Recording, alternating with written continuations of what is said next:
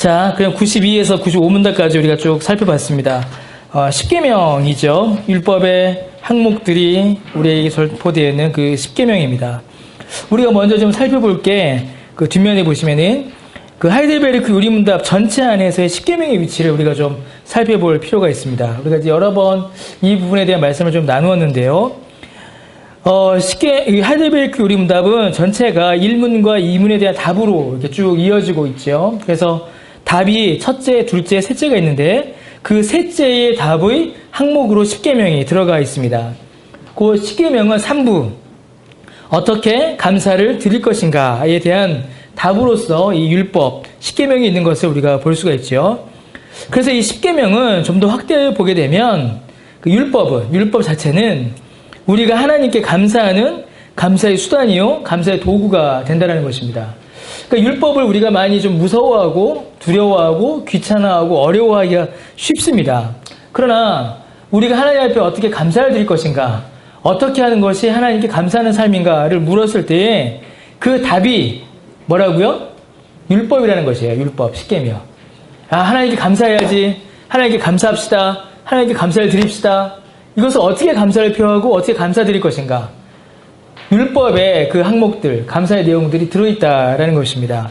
왜냐하면 여러분, 가장 큰 감사는 하나님의 뜻에 순종하는 것이기 때문에 그렇습니다. 자녀들이 부모의 은혜를 어떻게 갚을까요? 자녀들이 부모의 은혜에 얼마나 감사해야겠습니까? 그런데 자녀가 아무리 많은 것을 하여도 부모가 주신 은혜에 감사할 수가 없습니다. 제가 자녀이기도 하고 부모가 되어서도 하지만은, 왜냐하면 부모님은 뭘 주셨어요? 자녀들에게? 생명을 주셨잖아요. 생명만큼 귀한 것, 혹은 생명보다 귀한 것을 드리지 않는 한 온전한 감사를 다 드렸다라고 할 수가 없는 것이에요. 그래서 부모님, 그리고 생명을 주신 분에게 감사할 수 있는 것은 우리의 목숨을 드릴 수는 없으니까 그분의 뜻에 순종하여 살아가는 것이 가장 큰 감사입니다. 농담반, 진담반으로 이렇게 하거든요. 우리 애들이 이제 아빠, 엄마 고맙습니다라고 할 때 꼭 우리 하는 얘기가 있어요. 말이나 잘 들어라 이래요. 아빠 말이나 잘 들어라. 시킨 거나 제대로 해라. 왜요? 그게 가장 큰 순종의 모습이고 그게 바로 감사의 모습이기 때문에 그렇습니다. 하나님께서 원하시는 삶을 살아가는 것, 그리고 하나님께서 원하시는 삶의 모습이 율법에 게시되어 있기 때문에 그 율법을 지키고 율법을 행하고 율법을 보는 것 그 자체가 하나님께 감사하는 삶이 되는 것이죠. 그것이 곧 하나님께 영광을 올려드리는 삶을 살아가는 것이다 라고 볼 수 있습니다. 하나님께 감사, 하나님의 말씀에 대한 순종, 하나님께 영광 올려드림, 이 모든 삶의 요소들, 삶의 내용들은 율법을 떠나서는 우리가 찾아낼 수가 없는 것입니다. 율법은 그래서 매우 중요합니다. 그러므로 율법의 기능을 우리가 이제 세 가지로 이제 지적을 할 수가 있습니다. 혹시 이제 아시나요? 율법의 첫 번째 기능이 뭐죠? 혹시 아세요? 율법의 첫 번째 기능. 죄를 지적하는 거죠. 두 번째 기능이 뭐죠? 예수님께로 인도하는 거죠. 왜죠? 죄를 지적하고 보니까 내가 죽을 죄인이다라는 사실이 드러나게 되고 살기 위해서는 누굴 믿어야 돼요? 예수님을 믿어야 하기 때문이죠. 세 번째는요. 구원받은 신자의 삶의 규범이라고 우리가 설명합니다. 곧 우리가 죄인임을 알려주고 그래서 그 죄인이니까 예수님을 믿어야 된다라는 것을 알려주고 예수님을 믿어 구원받은 자들은 이제는 어떻게 살아야 된다라는 것을 율법이 우리에게 알려주고 있는 것이죠. 그래서 우리가 좀 분명히 알아야 될 것이 하나 있습니다. 무엇이냐면 율법은 구원을 위하여 있는 것이 아니라 구원받은 자들을 위하여 있는 것이다 라는 사실을 우리가 알아야 합니다. 율법 자체가 구원의 조건이나 기준이 되는 것은 아닙니다. 우리가 쭉 살펴본 것처럼 율법을 잘 지키면 구원받는다라고 성경이 알려주지 않습니다. 율법을 통하여서는 뭐가 드러날 뿐이에요? 죄가 드러날 뿐입니다. 좀 더 정확히 이야기하면 율법을 통해서는 우리가 구원의 필요성이 드러날 뿐이에요. 우리가 구원받아야 한다는 사실이 율법을 통해서 드러날 뿐입니다. 그리고 또 뭐가 드러나요? 구원받은 자들에게는 이제는 구원받았으니 이러이러한 삶을 살아야 한다. 영광과 거룩 가운데 삶을 살아가야 된다라는 사실을 율법이 우리에게 알려주고 있는 것이죠. 율법으로는 그 어느 누구도 구원받을 수가 없습니다. 다만 율법은 우리에게 구원의 필요성을 알려주고 우리가 죄인이라는 사실을 알려주어서 예수님의 복음으로 우리를 인도할 뿐이죠. 이게 쭉 지금까지 우리가 살펴본 것과 마찬가지 이치입니다. 그 이후에 구원받은 이후에 신자에게 율법이 의미를 가지게 되는 것이에요. 그래서 그 삶을 더욱더 영광스럽고 거룩하게 만들어주는 게 율법의 기능입니다. 십계명이 우리에게 주는 유익이 바로 여기에 있습니다. 우리가 본 그 십계명 본문에 십계명의 서문에서 이것이 너무나도 잘 나타나고 있어요. 여러분 92문의 답을 한번 보시겠습니까? 90문의 답. 하나님께서는 다음과 같이 말씀하셨습니다. 라고 해놓고 뭐라고 말씀하셨죠? 나는 너를 애굽 땅 종되었던 집에서 인도하여 낸 너희 하나님 여호와니라. 이렇게 말씀하십니다. 이 서문이 이제 매우 중요한 의미를 갖게 되는 것이죠. 제가 지금까지 드렸던 말씀을 이 서문이 잘 우리에게 설명해 주고 있습니다. 여러분 혹시 십계명 다 외우십니까? 여기 있는 본문대로 다 외우세요? 제가 알기로 우리 교회에서 딱 한 명 다 외우고 있습니다. 예, 우리 아들. 왜냐면 쟤는 십계명을 외울 때 눈을 감고 이렇게 쭉 외워요. 그래서 제가 하는 것까지 다 외워버립니다.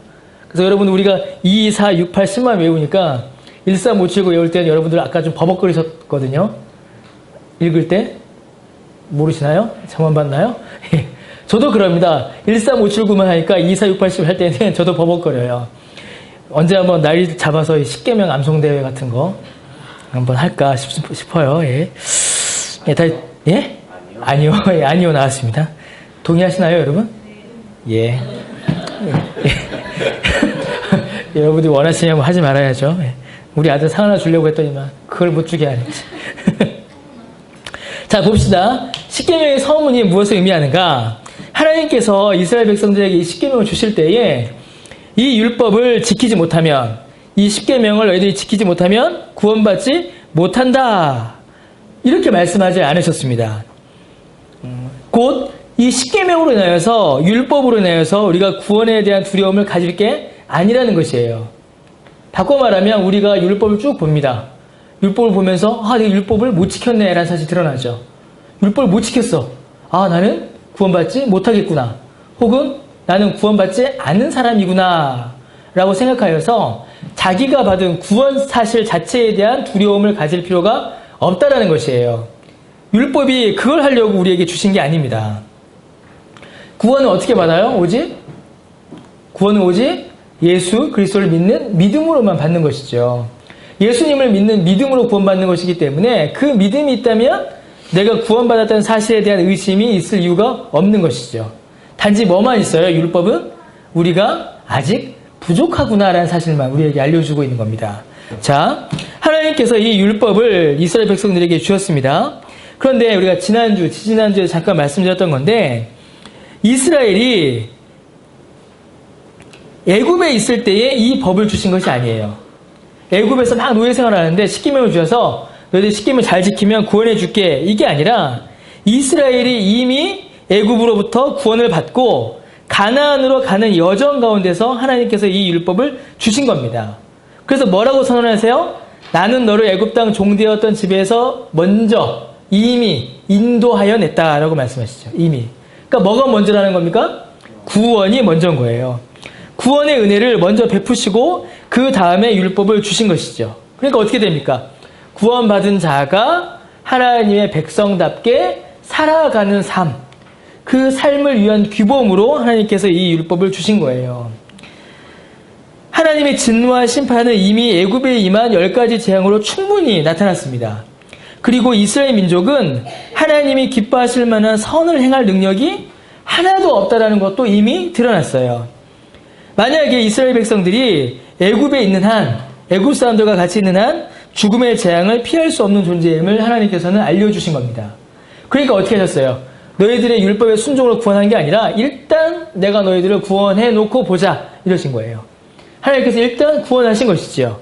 그리고 이미 구원받았으니 구원받은 자답게 살아가라 라고 이 율법을 주시는 겁니다. 6월절 어린이날 사건을 통하여서 죄인에게는 죽음의 심판이, 하나님이 택하신 자에게는 생명의 구원이 있음을 하나님께서 알려주셨습니다. 이 구원 역사, 하나님께서 출애굽시키시는 이 역사에서 이스라엘 민족이 기여한 바는 전혀 없죠. 오직 하나님의 은혜로만 구원받은 것입니다. 그리고 그 구원의 여정, 가나안까지 가는 여정 중에서 하나님께서는 율법을 주신 것이지요. 그 율법을 지켜 행함으로 하나님께 감사를 드리게 하기 위함입니다. 바로가 내가 이 백성들을 왜 내보내야 되냐라고 모세한테 따지니까 모세가 뭐라고 합니까? 하나님께서 말씀하셨는데 이 백성들로 하여금 나에게 예배드리게 하기 위함이다 라고 이렇게 모세가 바로한테 설명합니다. 하나님께서 그렇게 말씀하셨다는 것이죠. 내가 이 백성을 애굽에서 건지는 것은 이 백성들로 하여금 나에게 감사와 예배를 드리게 하기 위함이다. 그런데 그 방법 중에 하나가 그 방법으로 하나님께서 십계명을 주신 것이에요. 너무나도 중요한 겁니다. 그래서 우리가 구원받았다라는 사실을 확인하게 되고 예수 믿는 믿음을 우리가 확인하게 되면은 당연히 자연스럽게 뭐가 따라와요? 율법이 따라오는 겁니다. 십계명이. 우리가 신자, 거룩한 삶, 성화를 이루어가야 되잖아요. 무엇으로 거룩한 삶을 이루어가고 무엇으로 영광스러운 삶을 살아가고 무엇으로 성화를 누려가겠습니까? 그 기준이 뭐 어디에 있냐라는 것이에요. 그 내용이 율법에 기록되어 있는 것입니다. 그래서 율법은 신자를 위한 겁니다. 불신자를 위한 것이 아니에요.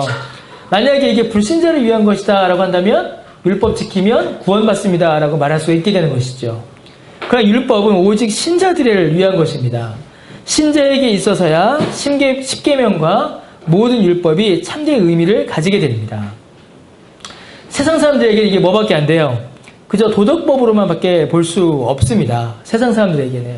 만약에 내가 교회를 다님에도 불구하고 십계명을 여전히 그냥 단순한 도덕법이라든가 구원의 조건으로 본다면 그것은 참된 믿음, 참된 율법에 대한 이해를 가졌다라고 말할 수가 없는 것이죠. 신자에게는 이 율법이 우리의 죄를 지적하여 예수 그리스도를 바라보게 할 뿐만 아니라 구원 이후에 거룩한 삶을 살아가게 하는 도구요, 규범으로 쓰이는 도구인 것입니다. 그래서 율법을 가까이 하고 사랑하고 우리가 늘 봐야겠죠. 근데 여기서 우리가 또 하나 기억해야 될 것이 있습니다.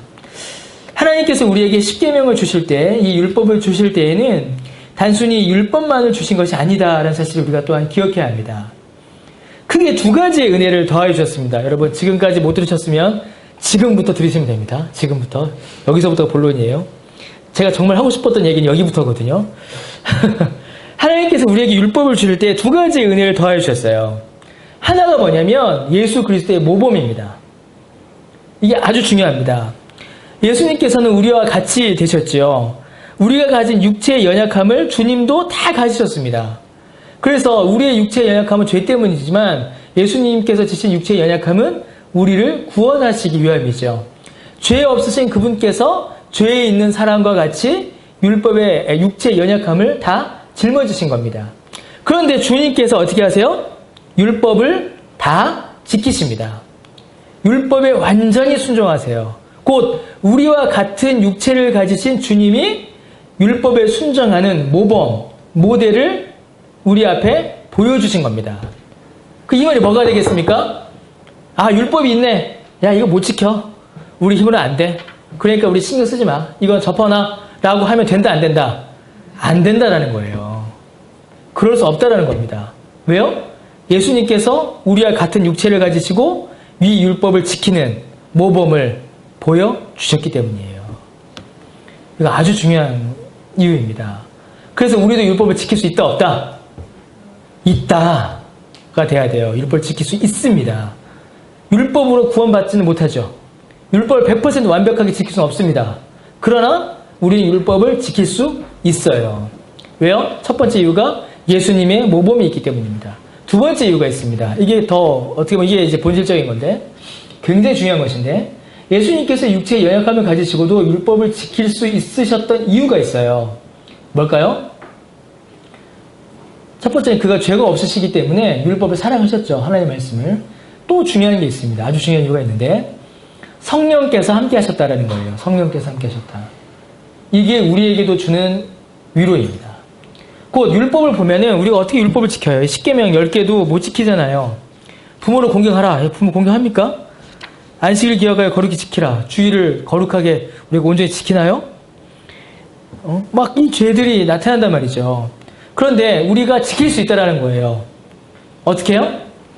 성령께서 도와주심으로.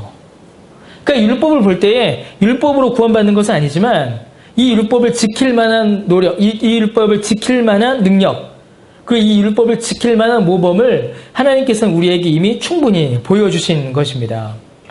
예수님을 따라서 우리가 그 율법을 순종할 수가 있고 성령께서 주신 능력으로 말미암아 이 율법을 따라 행할 수가 있는 것이죠. 그래서 율법은 신자를 위한 거다라는 것이 다시 한번 확인되는 겁니다. 오직 신자만이 이 율법을 바르게 깨달아 알고 이 율법을 바르게 행할 수가 있는 것입니다. 여러분, 제가 오후에는 말이 빠르죠? 그거 안 느껴지세요? 제가 오후에는 말이 굉장히 빠릅니다. 오전보다. 왜 그럴까요? 아니요. 졸기 전에 빨리 끝내야 돼서 지치기 전에 빨리 끝내야 돼서 이게 제가 막 마음이 급해져요. 이거 이제 여러분 추우세요? 저 지금 사실 굉장히 덥거든요. 이거 껐으면 좋겠는데. 예, 고맙습니다. 자, 빨리 돌아봅시다. 자, 출애굽 과정 가운데 모세는 여러분 오실 예수 그리스도의 예표였습니다. 모세는. 그리고 출애굽 여정 자체가 우리가 받은 구원과 또 천국 가는 길의 모범이에요. 자, 모세는 여러분 불완전한 사람이었습니다. 그 모세가 보인 모범은 불완전한 모범이었어요. 모세는 심지어 하나님 앞에 불순종하였고 죄를 지었고 죽었죠. 그리고 그는 가나안에 들어가지조차 못했습니다. 그렇게 불완전한 모범인 모세를 통하여서 하나님께서 율법을 주셨고 그 율법을 지켜가게끔 하셨어요. 자, 그런데 여러분 우리를 천국으로 인도하시는 분은 누구신가요? 예수 그리스도이시죠. 모세와 예수님을 비교해 봅시다. 예수님은 완전하세요? 불완전하세요? 완전하신 분이십니다. 불완전한 모세가 인도하고 모범을 보였던 그 길도 하나님께서 지켜가게끔 하셨는데 완전한 하나님이신 예수 그리스도께서 성령의 능력으로 우리를 이끌어 가시는 이 길 가운데에 우리를 하나님께서 버려두시겠냐라는 것이에요. 오전에 우리 다루었던 말씀과 같은 말씀입니다. 우리에게 육적인 필요만 채워주시는 것이 아니라 영적 필요도 동일하게 채워주신 하나님께서 천국 갈 때까지 우리에게 이 율법을 지킬 만한 힘과 능력을 주시는 겁니다. 여러분, 그러므로 율법과 십계명은 단순히 우리에게 부담이나 짐으로만 나타나는 것이 아닙니다. 사실 십계명은 우리에게 다소 부담을 줘요. 부담을 주죠, 여러분. 왜 그렇습니까? 자꾸 우리의 죄를 이렇게 지적하기 때문이죠. 너 잘못했지? 너 이것도 안 했지? 너 이것도 잘못했잖아? 무려 10가지 항목을 막 지적을 합니다. 요한복음 4장에 여러분, 요한복음 4장에 어떤 일이 벌어지죠? 수가성 여인이 누굴 만나요? 정확히 이야기합시다. 예수님이 수가성 여인을 만나신 거죠. 왜죠? 예수님께서 유대인들이 가지 않는 사마리아 땅으로 들어가셨기 때문입니다. 자, 수가성 여인이 예수님 앞에 나옵니다. 예수님 앞에 이 여인이 나갈 때까지 두 가지의 걸림이 있었어요. 첫 번째는 자신이 사마리아인이라는 사실입니다. 민족적인 걸림이 있었죠. 혈통적 걸림이 있었습니다. 이 사실 자체가 예수님 앞에 그녀가 서는 일에 있어서의 큰 어려움과 불편함이었어요. 나는 태어나기를 더럽게 태어났다. 두 번째가 있었습니다. 남편 문제였죠. 남편 문제. 남편이 이 여자에게 몇 명이 있었죠? 5이나 있었고 지금 몇 번째 남자? 6번째 남자. 아직 혼인신고 하지 않은 상태. 동거 중이죠. 5번의 결혼이 있었고 이혼을 했으며 지금 남자와는 그냥 혼인신고하지 않고 결혼하고 있는 상태, 그냥 동거하고 있는 상태였습니다. 근데 이 사실이 예수님 앞에 어떻게 돼요? 드러나고 폭로되어 버리죠. 이게 약간 이제 좀 알레고리컬한 해석이긴 한데 이 여인이 자신이 사마리아인이라는 사실로 예수님 앞에 나가기 꺼렸다라는 것은 원죄의 성격을 의미합니다. 우리가 가지고 있는 원죄의 성격. 원래 우리 아담부터 가지고 있었던 원죄의 성격. 그 다음에 이 여인이 남편 문제로 인해서 예수님 앞에 어려워했다는 것은 우리가 가지고 있는 자범죄의 성격을 또 이렇게 좀 보여주고 있어요. 우리가 스스로 지은 죄. 그 죄로 인해서 이 여인이 예수님 앞에 나아가기가 사실은 어려웠습니다. 불편했죠. 불편하고 어려웠죠. 왜요? 예수님이 네 남편 데려와라 했거든요. 네 남편 데려와라. 사마리아인이라는 사실은 이미 알고 있었고 예수님께서 이 여인에게 남편 데려와라 하신 겁니다. 자기가 가지고 있는 죄, 자기가 가지고 있는 민족적인 그 열등감, 그럼 모든 것들이 순식간에 예수님 앞에 폭로되어 버리고 말았습니다. 불편하고 어렵죠. 무엇과 비슷합니까? 우리가 율법 앞에 설 때랑 비슷해요. 율법 앞에 서면은 내 죄의 항목들이 쭉 드러나거든요. 자, 그런데 여러분, 더 중요한 거는 이 여인이 불편하고 어렵다고 해서 이 문제를 회피하지 않았다는 사실입니다. 이게 너무 중요합니다. 이 여인이 예수님이 앞에 딱 섰을 때 예수님은 유대인, 난 사마리아인인, 유대인이 어찌하여 여기 왔고 나에게 사마리아인을 알면서 왜 물 달라고 하느냐? 나 당신하고 이야기 안 할래 하고 등 돌려서 가지 않았다는 거예요.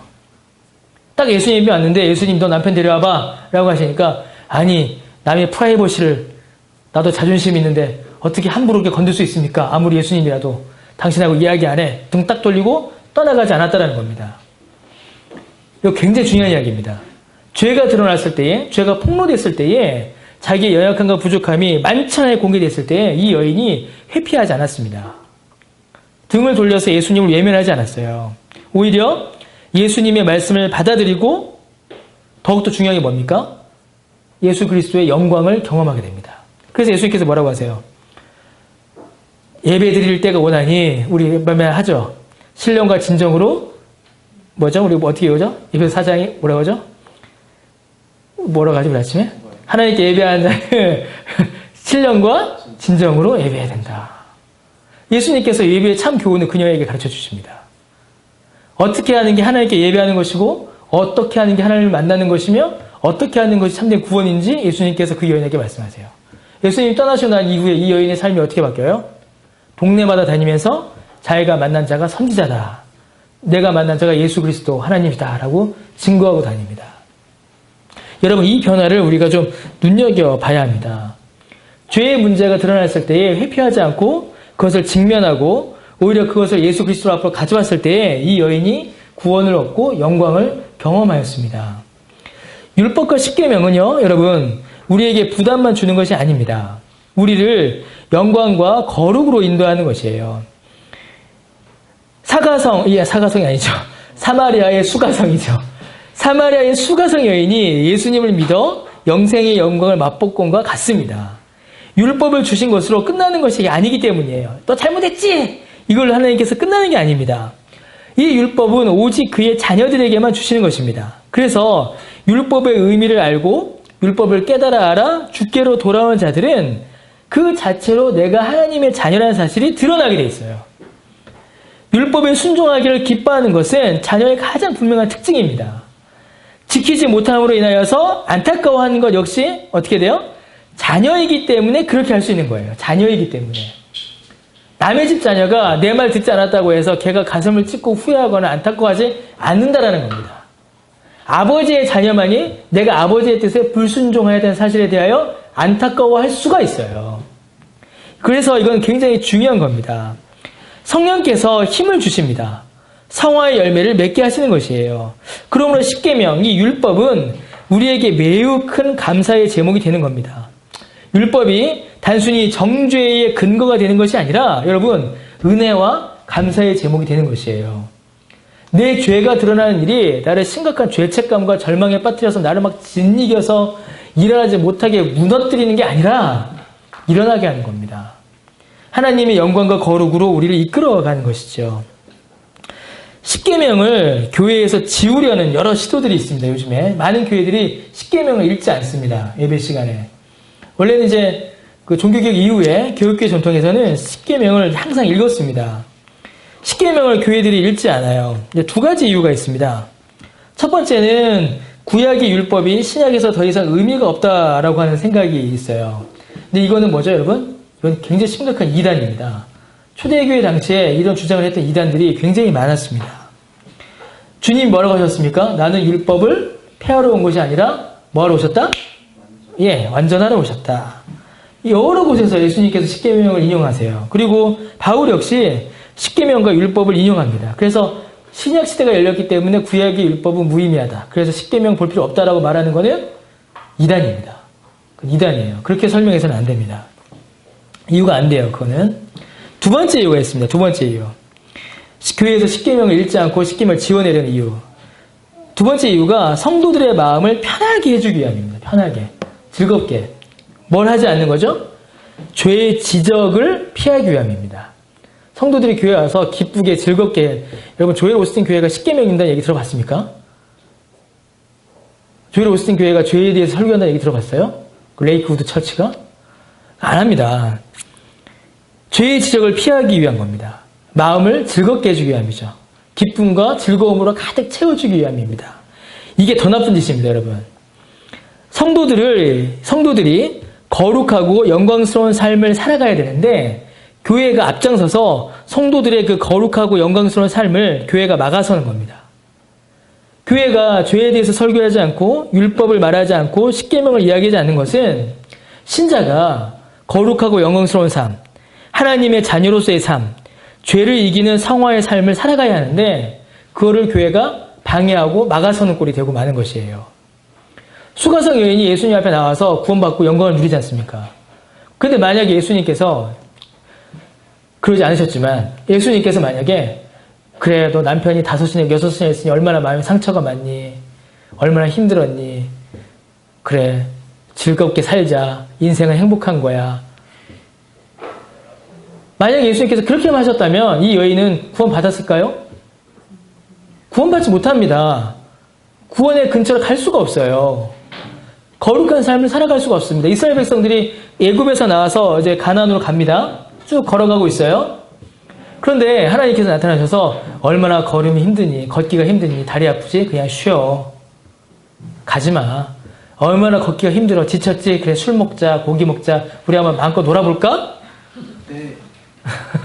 만약에 그랬다면 이스라엘 백성들이 갔을까요? 가나안으로? 못 갔죠. 갈 수가 없었습니다. 중간에 제가 늘 틀리는 거 있죠? 지금 또 갑자기 지금 마음이 조마조마해졌어요. 틀릴까봐. 발락과 발람이 있었죠. 발락의 그 공격을, 그러니까 발람이 이스라엘 백성들을 막 저주하려고 할 때 발락이 시켰습니다. 왕이. 근데 그 시험을 이겨내요. 이스라엘 백성들이. 발락과 발람의 그 고통, 시험을 이겨내고 갑니다. 그런데 바로 그 다음 장에서 이스라엘 백성들이 망해버려요. 무너져 버립니다. 뭐 때문에 무너질까요? 그 다음 장에서. 이방 여인들과 혼음에 빠져버립니다. 간음에 빠져버려요. 이스라엘 남자들이. 왜 그랬을까요? 육체의 쾌락, 육체의 즐거움, 육체의 만족, 그걸 쫓아가기 시작한 겁니다. 이스라엘 백성들을 계속 괴롭힌 게 뭐였어요? 바알과 아세라 만몬이었습니다. 농사와 재산, 물질. 만약에 교회가 신자에게 죄를 설교하지 않고 십계명을 이야기하지 않고 율법에 대한 내용을 이야기하지 않고 거룩한 삶을 설교하지 않는 것은 신자를 거짓된 안녕과 조작된 그런 즐거움에 빠뜨리고 마는 겁니다. 진정한 신자의 영광과 거룩을 결코 경험할 수 없게 만드는 것이에요. 그러므로 교회는 죄에 대한 설교를 해야 합니다. 여러분, 우리는 뭐 하죠. 이는 잠시 성도들의 마음을 불편하게 할 수 있어요. 죄에 대한 설교는 우리의 마음을 불편하게 합니다. 제가 앞에서 죄에 대해서 설교할 때 제 마음은 편하겠습니까? 이 설교가 저한테도 주는 말씀인데 제 죄도 막 드러나요. 그래서 죄에 대한 설교는 어렵습니다. 힘들어요. 제가 힘들어요. 막 드러나거든요. 내 죄가. 막 고통스럽고 짜증나고 나도 그런 죄를 지으면서 성도들에게 죄에 대해 설교할 수 있는가라는 그 회의와 번민이 사실 계속 듭니다. 여러분들 중에 혹시 나중에 신학하시거나 뭐 교사로 가르치거나 할 때 그런 고민이 여러분들에게 있을 수 있을 거다라고 생각을 해요. 그러나 여러분, 죄에 대한 설교, 죄에 대한 이야기는 잠시 우리의 마음을 불편하게 할 수는 있습니다. 그러나 성도들을 영광과 거룩의 자리로 하나님의 자녀로서의 삶을 살게 하는 가장 좋은 방법이 바로 죄에 대한 설교입니다. 여러분 혹시 MRI 찍어보셨어요? MRI? 저는 어깨 때문에 찍어보셨네요. 저 어깨가 굉장히 좀 아팠던 적이 있었습니다. 그래갖고 이제 어깨가 지금도 이렇게 뒤로 안 돌아가요. 여기 다 요만큼 막 여기서 멈추고 그래요. 근데 어깨 너무 아파갖고 저기 어디지? 청담동인가? 청담동에 있는 병원을 간 게 잘못이죠. 제가 병원을 갔습니다. 갔는데 이렇게 막 만져보더니만 MRI 찍읍시다 그러는 거예요. 저는 그때 MRI를 처음 찍어봤습니다. 저는 MRI가 그렇게 무서운 건지 몰랐어요. 찍어보면 아시겠지만 MRI 딱 누웠어요. 눕더니만 기계가 제 코앞에까지 내려오는 겁니다. 모든 MRI가 다 그렇습니까? 제 코앞에가 내려오는 거예요. 옴짝달싹 할 수가 없게. 제 몸을 정말, 여기서 이렇게 앞잡기 이렇게 누른 것처럼. 저만 그랬나 보네요.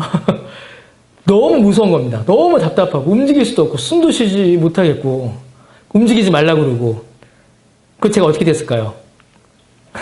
잠들었습니다. 한 10분 있다가.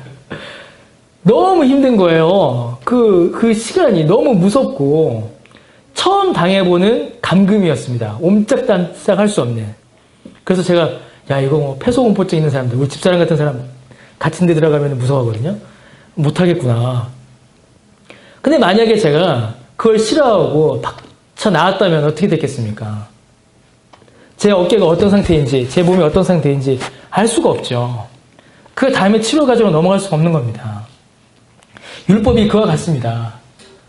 잠시 불편하고, 잠시 어렵고, 잠시 귀찮고, 마음이 괴로울 수는 있어요. 그러나 그것으로 말미암아 우리를 건강하고 영광스럽고 거룩한 삶을 살도록 우리를 이끌어 간다는 겁니다. 그래서 여러분, 죄에 대해 설교하지 않는 것은요, 성도들을 불신자로 만드는 겁니다. 굉장히 이거는 우리가 유의해야 됩니다. 죄에 대한 설교를 하지 않는다. 그거는 교회를, 성도들을 전부 다 불신자로 만드는 거예요. 왜 그러겠습니까? 주께서 우리에게 베푸신 구원은 어디에서 어디로부터의 구원이에요? 죄로부터의 구원입니다. 우리 지난주 하이델베르크에서 하나님께서 왜 우리에게 선행을 하라 하셨습니까? 우리를 구원하신 이유가 거기에 있습니다. 라고 가르쳤습니다.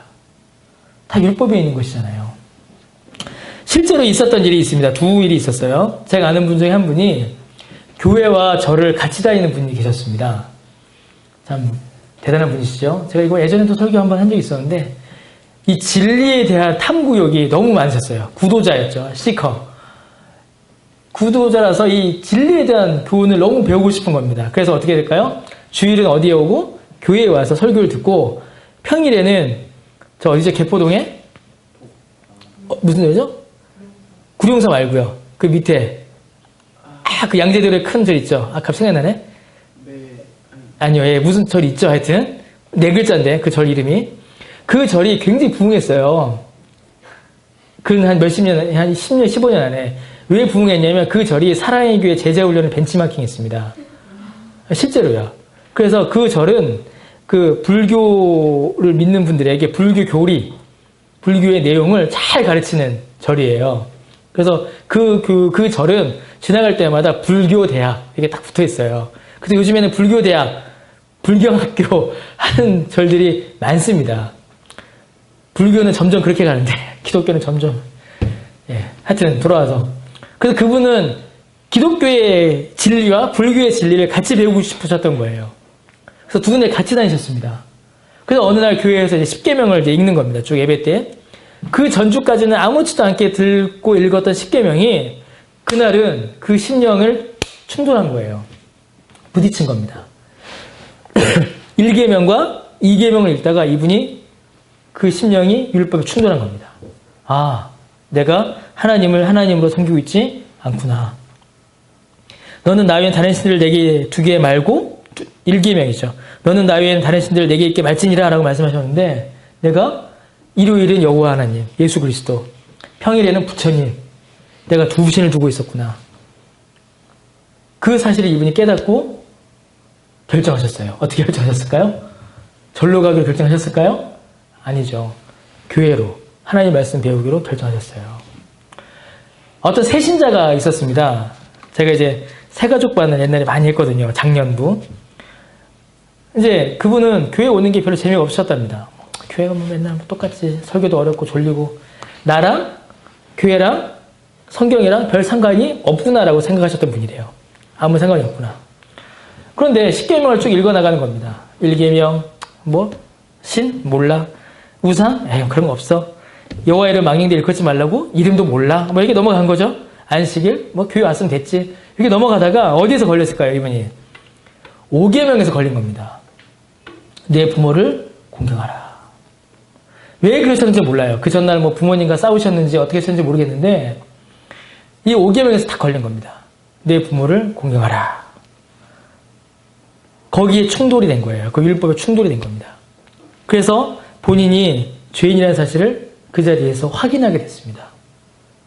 이 두 분 다 그래서 어떻게 됐을까요?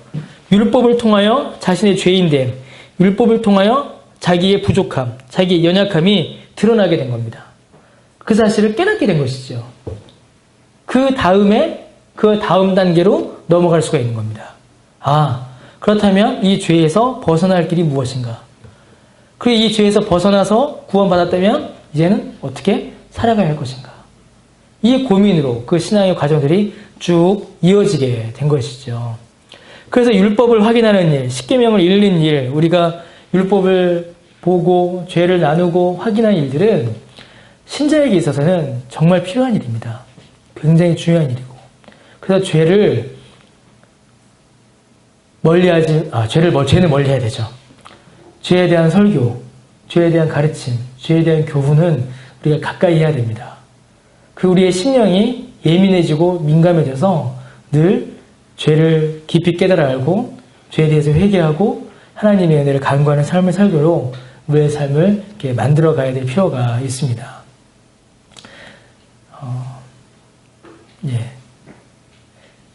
1계명으로 다음 주에 보죠. 1계명 다음 주에 보고요. 오늘 이렇게 서론 이렇게 함께 봤습니다. 율법에 대한 항목들, 이제 10계명을 쭉 살펴볼 텐데, 이것이 성도들을 괴롭히는 겁니다. 여러분들 괴로워요. 왜냐면 죄가 막 드러나거든요. 그러나 이것은 여러분들 괴롭히는 것이 아니라 오히려 구원과 영광과 거룩함으로 우리를 인도하는 겁니다. 하나님의 자녀다운 삶을 우리 가운데 수립해 주는 것이죠. 그래서 여러분들 이거 함께 잘 보면서 함께 이를 좀 잘 감당해 나가기를 바라겠습니다.